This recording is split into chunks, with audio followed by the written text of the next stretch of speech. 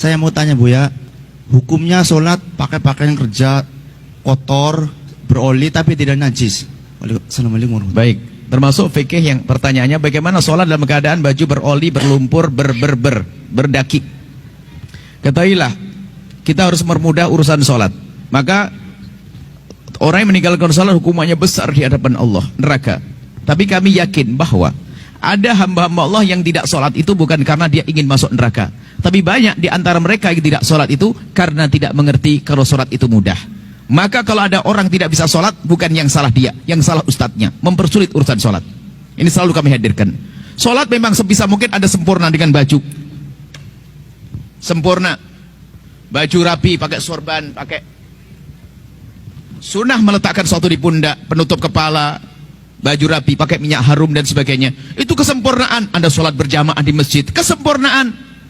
Cuman kan tidak semua orang seperti itu bisa. Mungkin di tengah sawah, mau sholat duhur pulang jauh, bajunya kotor, kena najis, tinggal nyebur di sungai saja, naik sudah suci kok. Sholatnya di atas lumpur, Allah senang. Ini hebat betul, pengen masuk surga maksa ini. Di atas lumpur, jangan dipersulit.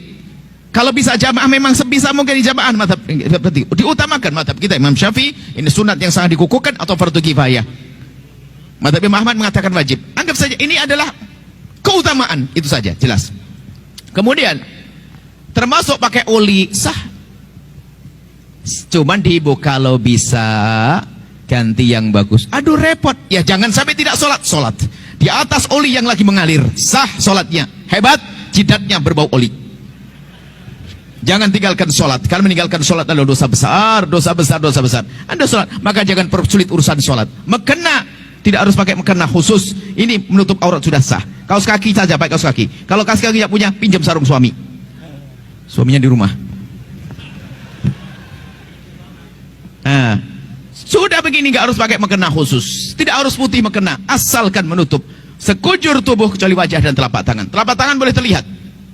Tolong permudah urusan sholat. Tidak harus pakai digelar di mana saja. Ini sah sholat di sini. Ini tidak najis. Siapa bilang najis? Bumi Allah semuanya suci, baru akan berubah menjadi najis kalau Anda yakin melihatnya. Ada orang kencing di sini nggak? Ada yang lihat kencing di sini? Dipel atau belum? Ini pernah dipel atau tidak? Nggak tahu kan? Aslinya bumi Allah suci atau tidak? Biarpun tidak dipel berarti tidak akan berubah menjadi najis kecuali ada jamaah kencing di sini berdiri. Pernah lihat atau tidak? Karena tidak pernah melihat, ini suci. Sholat di sini sah, nggak usah pakai sajadah. Sah sholat, nggak usah pakai sajadah. Di jalan raya juga sah, polisi yang ngamuk. Jadi jangan bikin susah sholat itu. Di mana saja, lumpur suci. Ada orang mungkin punya baju bagus, beli baju satu dosen pulang dari Korea, bajunya hem putih bagus semuanya. Cuman makainya sebulan sekali, Januari 1, Februari 1. Daki hitam, baunya luar biasa. Sah enggak pakai sholat? Sah enggak pakai sholat? Sah, cuman kotor. Tolong bermudah sholat, jangan bersulit sholat. Boleh, hebat.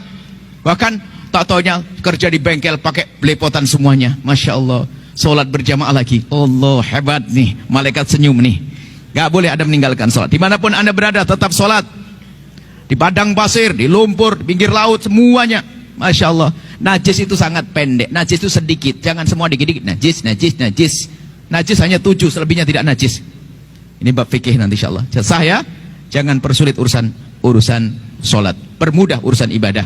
Jangan sampai ada satu pun meninggalkan sholat. Maka termasuk kemudian yang perlu kami hadirkan, mengkosor sholat tadi, mohon maaf. Saya itu lupa, kalau ini banyak pendatang. Saya pikir ini orang tinggal di sini semuanya. Maka saya ngomong, gimana sholat yang pertamanya? Sempurna atau kosor? Saya pikir Anda tuh orang sini semuanya. Tatonya ada yang 5 jam perjalanan, sama dengan saya 5 jam juga. Ya, kalau Anda musafir, Anda dalam bepergian, tujuan Anda melebihi dari 84 kilo, 84 kilo tujuan Anda boleh menjamak dan boleh mengkosor. Mengkosor itu menjadikan duhur 2 rakaat, asar 2 rakaat. Bahkan dalam madhab kita Imam Syafi'i, mengkosor sholat itu lebih bagus pahalanya. Sudah enak korting 2, pahalanya gede. Jangan ragu yang demikian itu. Jangan sok, saya masih kuat kok, gampang mampir masjid juga gampang. Nah, bukan gitu. Patuh kepada petunjuk itu lebih penting. Jelas ya? Permudah urusan sholat ya. Wallahu a'lam bishawab.